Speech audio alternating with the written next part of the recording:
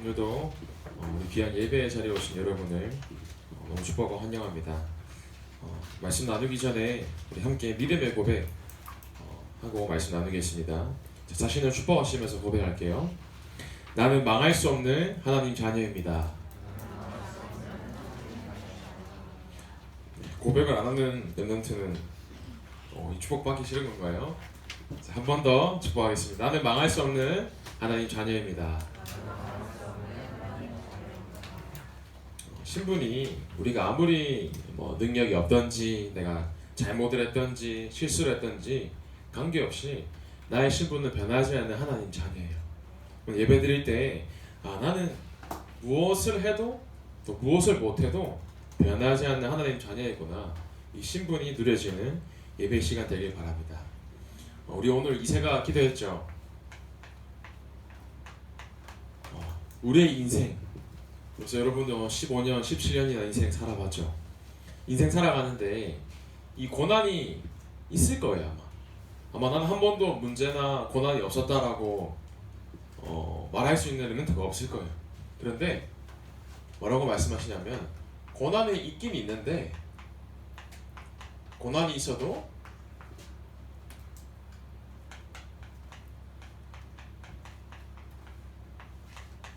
하나님께서 우리에게 실패는 없다라고 하십니다. 근데 이 고백이 그냥 다른 사람이 남의 나라의 말이 아니라 내 고백이 되어져야 돼요. 내가 문제나 사건과 고난 속에서도 내게 고난이 있는 것처럼 보이지만 이 고난이 나에게 문제가 아니다, 이 고백이 되어질 정도로 여러분들이 말씀으로 늘 힘을 얻어야 돼요. 그렇기 때문에 오늘 이 예배드리는 시간이 중요한 거예요. 예배드리는 이 시간이 나의 신분이 내가 하나님 자녀구나, 내가 예배드릴 때 나의 모습이 완전해지는구나, 이게 느껴지는 예배의 시간이 되어야 되는 거예요. 근데 여러분들이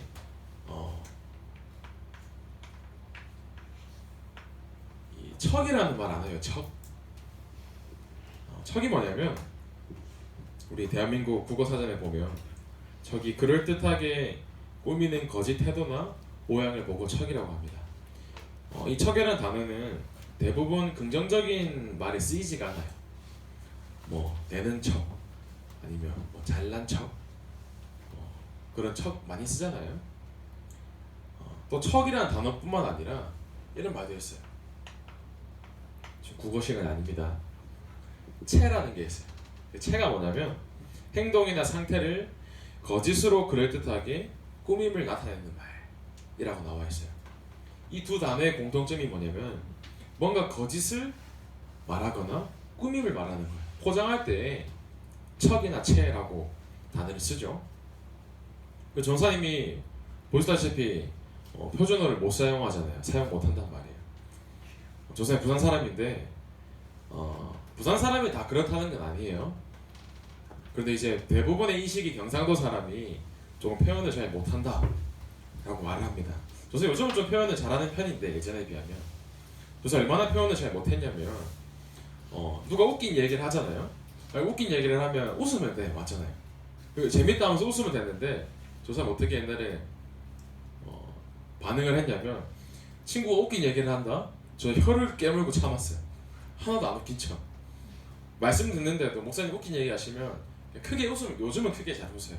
근데 어릴 때는 그게 그렇게 막 표현하기가 싫더라고요. 어떻게도 안 웃으려고 막 인상 쓰고, 왜 그런지 모르겠어요. 근데 제가 감성이 참 풍부하거든요. 조사님이 이제 아내랑 연애할 때, 연애 시절 때 그 조사님 감성이 되게 풍부하단 말이에요. 보기보다 그 영화를 보는데 그 어바웃 타임이라는 그 아주 감동적인 영화가 있습니다. 웃으시는 분은 아나 보네요. 그 어바웃 타임을 아내분이랑, 이제 아내가 여자친구 여자 때 같이 보는데 조사님 감수성 풍부하단 말이에요. 그럼 슬프면 슬프다고 얘기하면 되잖아요. 막 마지막 장면 보는데 막 감정이 북받쳐 올라오는데 눈물이 고이는데 옆에 있으니까 또 울기는 싫고, 그래서 막 고개를 돌려가면서 이렇게 눈물을 이제 몰래 훔치고 있는데 옆에 아내가 왜 이렇게 지루하냐고, 왜 하품 흘리면서 눈물을 흘리냐고, 난 지금 너무 막 감정이 북받쳐 올라가지고 막 사랑이 막 올라오는데 이제 아닌 척, 그래서 그냥 눈물이 나오는 것 같다, 그런 성격이었어요. 하여튼 이상해요. 내가 왜 그런지 모르겠고. 제가 장남인데 부모님께 사랑받고 인정받으면 참 좋잖아요. 기분 좋고. 한번 기억나는 게 조사님 머리가 좋은 편은 아니에요. 그 기억나는 게 졸업할 때 초등학교 6학년 때 학교에서 대대적으로 전교생을 대상으로 이제 IQ랑 EQ 테스트를 했어요. 그 지능이랑 뭐 감수성, 뭐 창의력 이런 테스트를 말하는 거죠. 그 IQ를 테스트하는데 그 돌고래 IQ가 평균적으로 이제 90 정도 된다 하더라고요. 85에서 90 정도 되고 이제 흔히 말하는 침팬지, 좀 머리가 좋은 침팬지가 한 100 정도 IQ가 된다고 합니다. 그리고 IQ를 테스트해본 램트도 있겠지만 저 사람 IQ를 테스트했는데 정확하게 기억이 나요. 물론 뭐 지금이 높아졌을지 모르지만 6학년 때 IQ를 테스트하는데 정확하게 IQ가 이제 95가 나오더라고요. 저 사람 수치를 모르니까 집에 막 기쁜 마음으로 가져갔는데 어머니 얼굴이 심각해. 왜 그러시지 하는데 평균보다 한참 미달인 거야. 저는 그만큼 머리가 잘 안 좋은 편이었어요. 근데 반대로 EQ를 테스트하는데 EQ 평균 점수가 우리나라가 평균 점수가 40점 정도 된다고 해요. 40점 정도. 근데 전사님이 평균 점수보다 엄청 높은 76점을 받은 거예요. 그러니까 EQ의 만점이 80점이란 말이에요. 그래서 EQ가 많이 높은 편이죠. 그만큼 전사님이 여러분들이 보시는 것과는 다르게 감수성이 풍부합니다. 되게 감정이 많고요. 그래서 전사님 머리가 안 좋으니까 노력을 막 열심히 했단 말이에요. 머리가 안 좋으니까. 전사님 공부 스타일은 보고 바로 이해하는 스타일이 아니에요. 막 억지로 꾸겨내는 스타일이라서 뭐 한 단락을 외울 때도 A4 용지 한 3장은 막 써야지 외워질 정도로 노력을 많이 했는데 노력을 해도 성적이 잘 안 나오더라고요. 머리가 잘 안 좋아서 그런지. 그래서 부모님이 언제가 뭐 중간고사가 있다, 기말고사가 있다 아시니까 제 표정을 보면 아시거든요. 제가 노력을 많이 하니까 딱 들어왔을 때 표정이 안 좋고 방에 들어간다. 표정이 안 좋은 상태로 집에 들어오자마자 엄마는 괜찮다. 저 아무 말도 안 했는데. 그러고 이제 방에서 이렇게 막 혼자 울고 막 그랬었어요. 그래서 시험 끝나고 난 다음에 아무 말이 없으니까 막 걱정하고 제가 저렇게 노력하는데 왜 이렇게 성적이 안 나올까? IQ가 95였지. 그러니까 이해가 되시는 거예요. 근데 어느 날 제가 좀 열심히 했나 봐요. 근근히 노력해서 어느 날 중학교 때 반에서 2등을 한 적이 있어요. 할렐루야.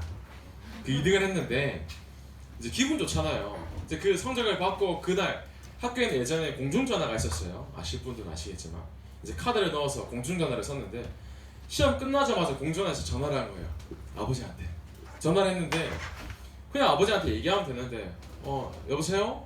물어본 거예요. 아버지가 무슨 일이고 하니까 바쁘세요? 물어보는 거예요. 그냥 아버지가 왜 무슨 일인데 하니까 아니 뭐 그냥 반에서 2등 했다고.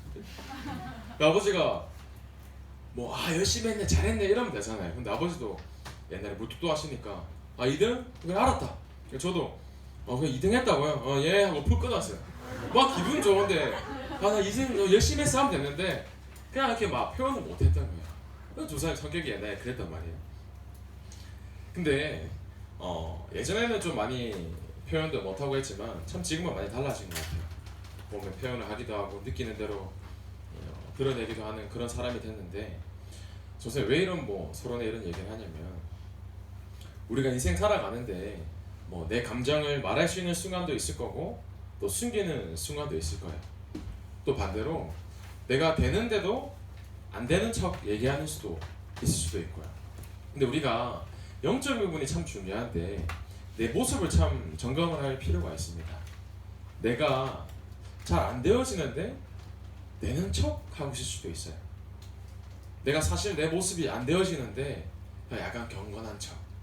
나는 이 모태신앙으로 자라왔고 랩런트고 말씀에서는 복음 엘리트다, 성공자다, 대통령이다 하니까 나는 말씀 잘 듣는 척. 이런 상태일 수도 있단 말이에요. 왜 그러냐? 전도사님도 그래 봤거든요. 내가 안 되는데 교회 목사 아들이니까 나는 되는 척 해야 돼. 경건한 척 해야 되고 말씀도 은혜 받는 척 해야 되고 오늘도 마치고 포럼 하는데 조사님 포럼 내용 매일 보고 기도한단 말이에요. 보는데 매일 비슷하게 나오는 제목들이 있어요. 조사님 램트도 보면. 근데 내가 그냥 되는 척 일상적으로 그냥 포럼 하는 거야. 척. 물론 이제 다 그렇다는 말은 아니지만 왜 이게 필요하지 않냐면 하나님은 내가 잘 되는 모습을 원하지 않으세요. 하나님 먼저 여러분들에게 이런 성적 잘 받아야 된다, 넌 이렇게 해야 된다 하신 적 없거든요. 하나님은 여러분들에게 다른 걸 원하시는 게 아니라 우리 찬양 가사도 있죠. 내 모습 있는 그대로를 원하십니다. 내가 되는 척 포장을 하고 잘하는 것처럼 그걸 하나님이 원하시는 게 아니라 하나님은 내 모습 있는 그대로 하나님께 나아오기를 원하시는 거예요.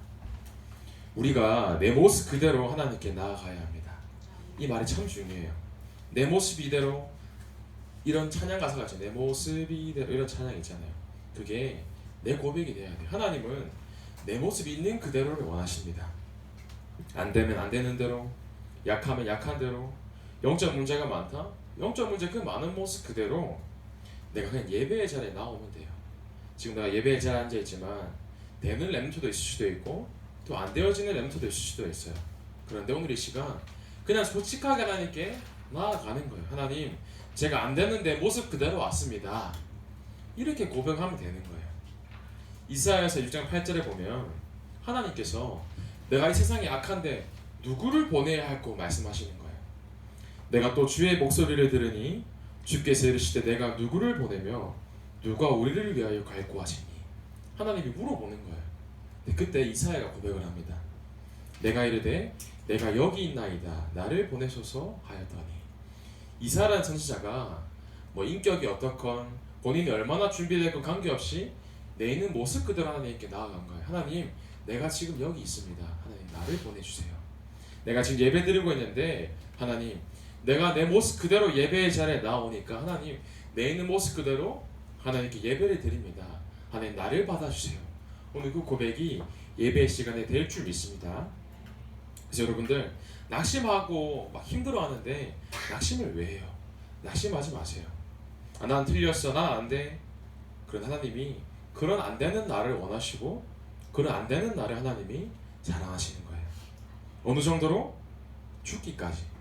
하나님들이 여러분들을 위해서 이 땅에 오셔서 피 흘리시고 부활하셔서 우리의 모든 문제를 해결하셨어요. 우리를 죽기까지 사랑하신 그 그리스도께서 지금 여러분들과 함께 하시고 내가 그 그리스도와 함께 지금 예배의 축복을 누리고 있는 겁니다. 그래서 여러분들이 자꾸 스스로를 불신앙하거나 부정하지 마세요. 그 말 자체가 사실은 신성모독이거든요. 왜냐? 하나님이 나와 함께 하시는데. 그래서 내가 있는 모습 그대로 나아갈 때 하나님께서 내 안 되는 문을 여시고 나를 회복시키실 줄 믿습니다. 그래서 필요하면 하나님께서 문제를 주실 수도 있어요. 필요하다면. 여러분들이 만약에 말씀을 자꾸 듣지만 깨닫지 못하고 순종 못하면 하나님이 문제를 주셔서라도 깨닫게 하실 수도 있단 말이에요. 그래서 문제를 가끔 주시기도 하는데 오늘 제목처럼 그게 문제가 되지 않는 거예요. 하나님은 성실하고 훌륭하고 올바른 나를 원하시는 게 아니라 불신앙하더라도 내 있는 모습 그대로 하나님께 나아와서 하나님 앞에서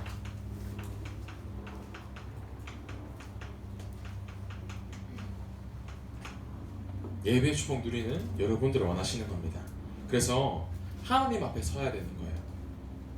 아무리 옆에 착한 친구가 있고 재밌는 친구가 있고 내 문제 공감해주고 울어주는 친구가 있어도 그 친구는 내 문제를 해결해 줄 수 없어요. 아무리 우리 부모님이 훌륭해도 내 문제 해결해 줄 수 없어요. 그런데 그때 나는 무능력하고 무기력하고 아무것도 할 수 없다고 느낄 때 그때 여러분들이 하나님 앞에 나아가 보세요. 내 안 되는 것 그대로 하나님 앞에 나아갈 때 하나님은 그것을 들으시고 하나님께서 말씀으로 응답하실 줄 믿습니다. 그래서 나를 포장하지 말고 내가 어떻게 해야 될지 모르겠다. 나는 어떻게 살아야 되지? 무엇이 안 되는 문제가 있으면 질문을 해보세요. 하나님께 말씀에 질문도 하고 늘 그리고 선생님들도 있잖아요. 선생님께 질문해보기도 하고 목사님이나 조사님께 물어보면서 늘 말씀으로 질문하면서 그 문제에 대한 답을 찾는 거예요. 그 렘넌트가 삶 속에서 하나님이 나와 함께 하시는 축복을 누리다 보면 그때 고난이 진짜 나에게 유익이 된다라고 고백이 되어지는 거예요. 문제 많잖아요. 경제 문제가 될 수도 있고 인간관계가 될 수도 있고 가정에 대한 문제가 될 수도 있고 한데 그 문제가 나에게 진짜 유익하다. 그 유익이 언제 발견되어지냐면 내가 진짜 이것을 붙잡고 하나님께 질문할 때 말씀을 통해서 하나님이 정확하게 응답하시는 거예요. 시편 119편 71절에 고난당한 것이 내게 유익이라. 이로 말미암아 내가 주의 율례들을 배우게 되었나이다. 말씀이 왜 유익하냐? 사실 우리 문제 없으면 하나님 말씀 놓치기 쉽단 말이에요.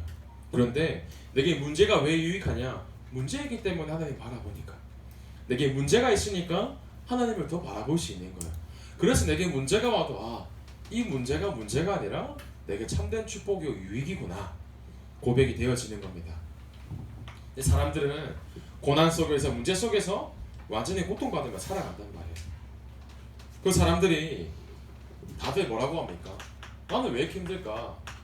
왜 나에게만 이런 문제가 있을까? 사람들이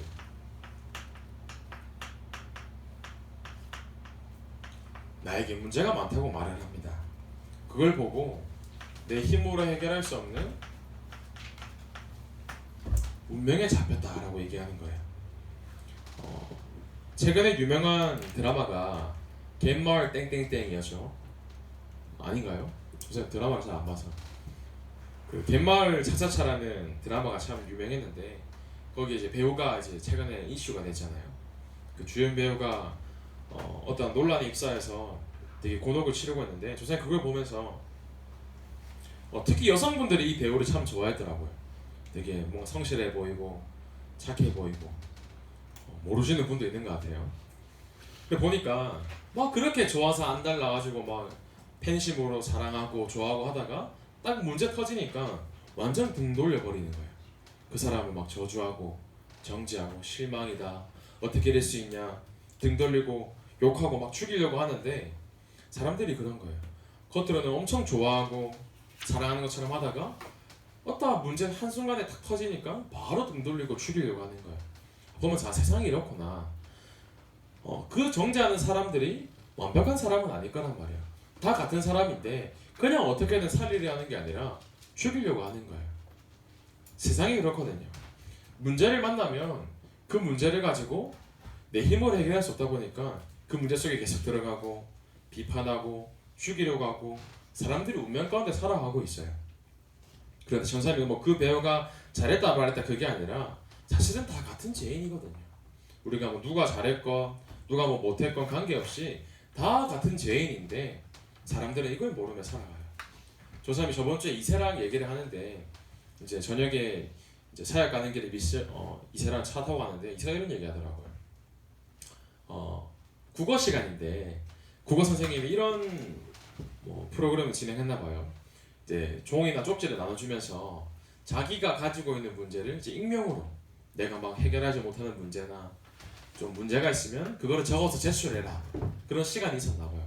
그래서 반 친구가 전체 그렇게 시간을 통해서 문제를 적는데 이제 익명으로 적으니까 이제 그 종이를 다 걷어서 이제 보여주는데 이세가 얘기하기를 밤에 잠을 못 자는 친구, 뭐 가정에 불화가 있는 친구, 본인이 해결할 수 없는 어떤 영적 문제가 있는 친구 이세가 충격을 먹은 거예요. 친구들이 있는데 다 그냥 웃고 재미있고 편안해 보이던 친구인데 막상 까보니까 문제가 어마어마하게 많은 거예요. 한두 명도 아니고. 이세가 충격을 먹은 거예요. 진짜 겉에 있는 게 다가 아니구나. 누가 누군지는 모르지만 이 아이들이 진짜 완전히 영적 문제 속에 마음 문제 속에 대부분이 우울증의 증세를 겪고 있다 하더라고요. 그래서 이세한테 참 잘 봤다. 세상 사람들이 이렇게 살아가요. 되는 척, 행복한 척, 좋은 척. 심지어 하나님 자녀인 나도 그런 모습일 수도 있어요. 근데 그 사람들에게 우리가 어떤 걸 말해야 될까? 그 사람들에게 내가 있는 것이 뭐 돈을 말해야 되는지 성공을 말해야 되는지 그게 아니란 말이에요. 뭘 얘기해야 됩니까? 그 사람들에게 내가 가지고 있는 것을 얘기해야 돼요. 그것을 보고 나만 가진 응답이라고 합니다. 베드로가 은과 금을 준 게 아니에요. 이 사람이 가난하기 때문에 가난한 것을 보고 당신이 가난하니까 돈이 필요하구나, 병이 있으니까 의사가 필요하구나 이걸 얘기한 게 아니에요. 베드로가 내게 은과 금은 없거니와 내게 있는 내 것을 주노니 나사렛 예수 그리스도 이름으로 일어나 걸으라 하고 베드로가 내가 가지고 있는 그 비밀을 얘기한 거예요. 내가 지금 내 속에 계신 생명이신 예수 그리스도가 삶 속에서 누려지고 있을 때 여러분들이 이 문제를 가지고 있는 사람에게 답을 줄 수가 있는 거예요.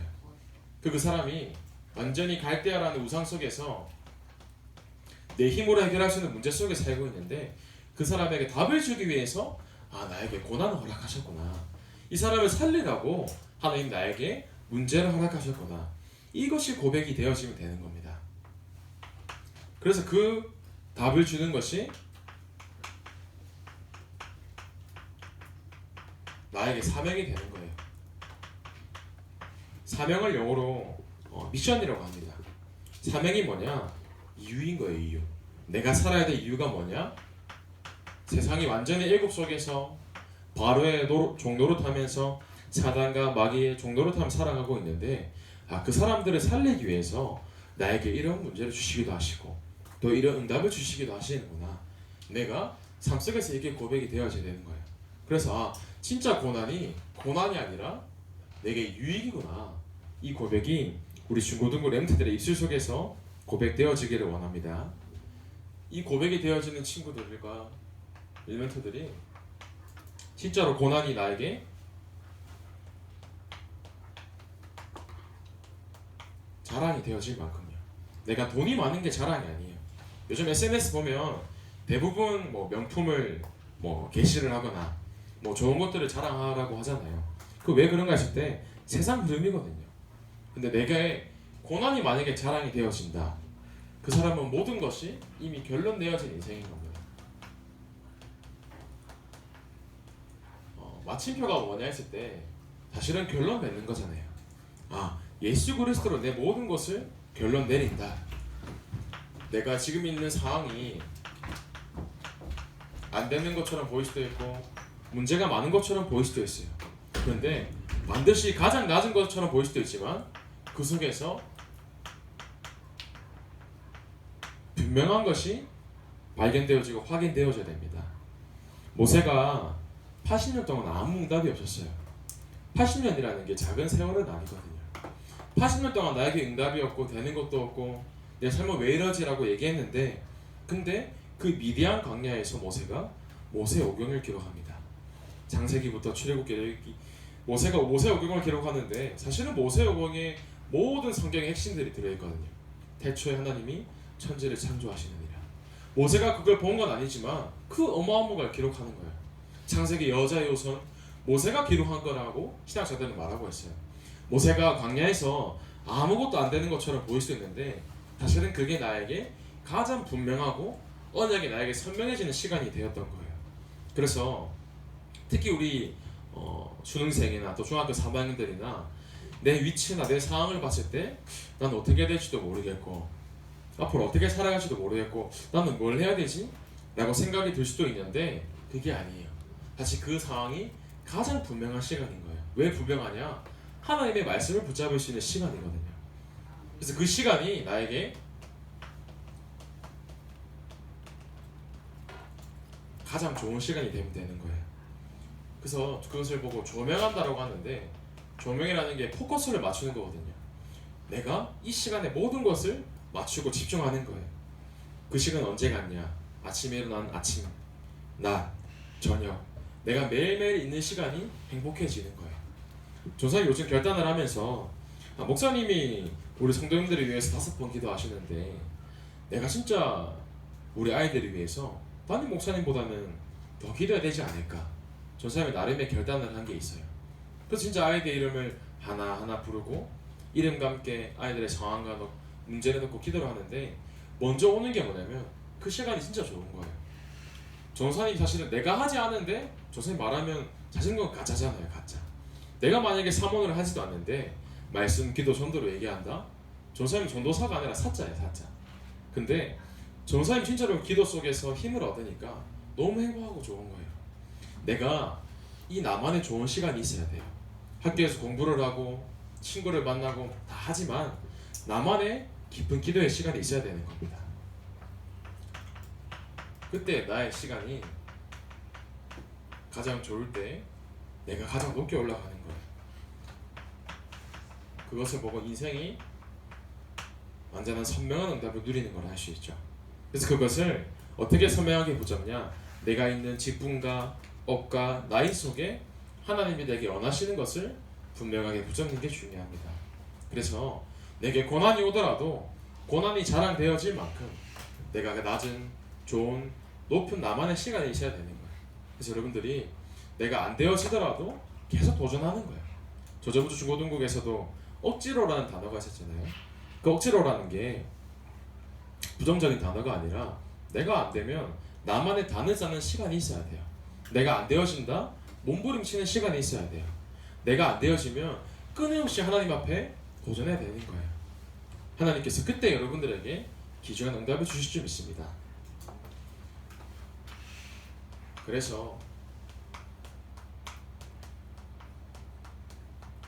보장받은 것만큼 축복된 것은 없습니다. 고난은 보장이라고 하시는데 왜 고난은 보장이냐? 그 문제 속에서 내가 하나님께 진짜 나아갈 수 있으니까요. 신표라는 게 신다는 것을 의미하기도 하지만 하나님께서 나와 함께 하시는 거로 그냥 편안한 거예요. 문제가 오더라도 편안하다고 고백이 되어지고, 다른 사람이 봤을 때는 참 힘들 것 같다라고 얘기하지만 그 시간이 나에게 참 행복한 시간인 거예요. 왜 고난이 보장이냐? 하나님께서 수고하고 무거운 짐진 자들아 다 내게로 오라, 내가 너희를 쉬게 하리라. 하나님께서 고난 가지고 있냐, 문제 가지고 있냐, 너 힘으로 해결하지 말고 다 나에게 오라 말씀하시는 거예요. 여러분들 그 말씀을 붙잡고 하나님께 나아가면 됩니다. 그래서 문제가 진짜 축복이고 힘이 되는 거예요. 베드로전서 5장 9절에 10절에 보면 너희는 믿음을 굳건하게 하여 그를 대적하라. 이는 세상에 있는 너희 형제들도 동일한 고난을 당하는 줄 압니다. 세상 살아가는 동안에 하나님께서, 예수님께서 너에게 고난이 있을 거야, 너에게 고난이 있는 줄을 내가 안다 말씀하세요.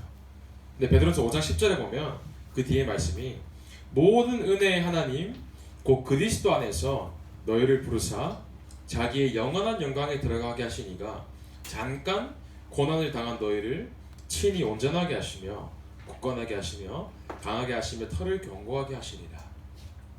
하나님께서 너희가 잠깐 그 고난을 당하는 것처럼 느낄 수도 있지만 그 고난이 아니라 너희를 온전하게 하고 굳건하게 하고 강하게 하고 털을 견고하게 하는 것이다 말씀하세요. 그래서 고난이 나에게 보장이고 힘인 것입니다. 그래서 고난 속에서 다른 것에 신경 쓰는 게 아니라 오직 해보세요. 오직이 뭡니까? 그 한 가지에 완전히 올인하는 것을 보고 오직이라고 합니다. 내가 중요한 것을 앞두고 있다든지 아니면 어떤 해결하지 못하는 문제가 있다든지 내 상황 속에서 오직이 되어지는 사람에게 유일성의 응답을 주십니다. 유일성의 응답이 뭐냐? 다른 사람이 가지고 있지 않은 나만의 응답이 있는 거예요. 유일성이 뭐냐? 다른 사람이 가지고 있지 않은 나만의 사명이 있는 거예요. 그것을 보고 유일성이라고 합니다.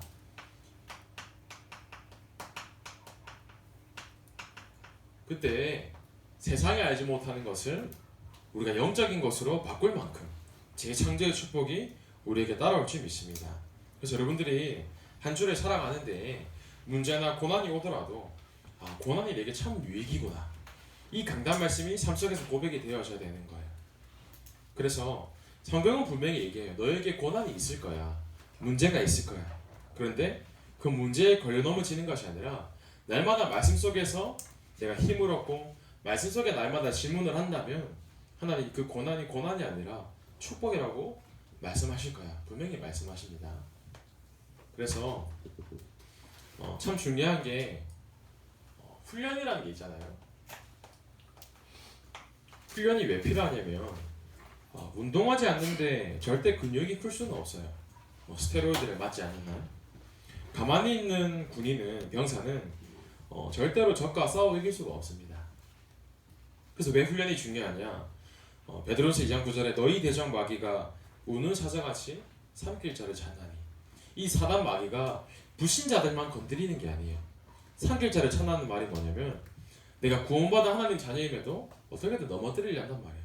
이 땅 살아가는 동안에 하나님 말씀 붙잡지 못하도록, 예배보다 다른 게 소중하도록 하고요, 훈련보다 다른 게 소중하도록 하고요.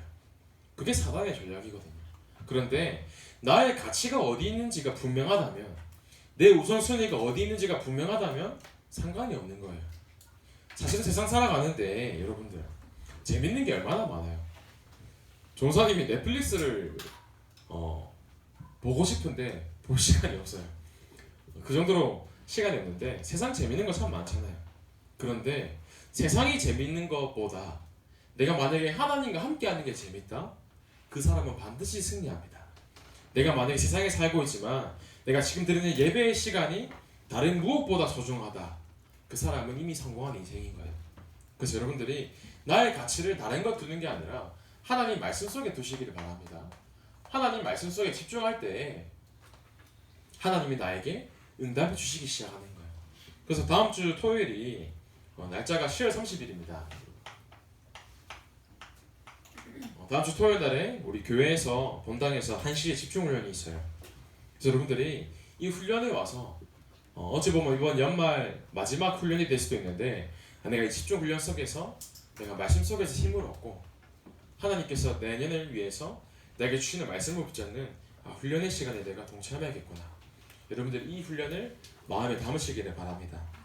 그래서 실제로 고난이 와도 고난이 내게 유익하다라고 고백되어질 만큼 고린도서 12장 10절에 보면 내가 그리스도를 위하여 약한 것들과 능욕과 궁핍과 박해와 공고를 기뻐하노니 이는 내가 약한 그때에 강함이라. 내가 약한 그때에 강한 거예요. 여러분들 이 훈련 속에서 내가 하나님 말씀을 붙잡고 승리하시는 기중한 응답 누리는 여러분들 되기를 소원하고 바랍니다. 살아계신 하나님 감사를 드립니다. 한 주간 살아갈 때 어떠한 문제와 사건과 고난이 오더라도 이 고난이 내게 유익이고 자랑이라고 고백되어질 만큼 우리의 삶이 날마다 말씀으로 영적인 힘을 얻고 영적 싸움에 승리할 수 있는 새 힘 허락하여 주옵소서. 살아계신 예수 그리스도 이름으로 기도하옵나이다. 아멘.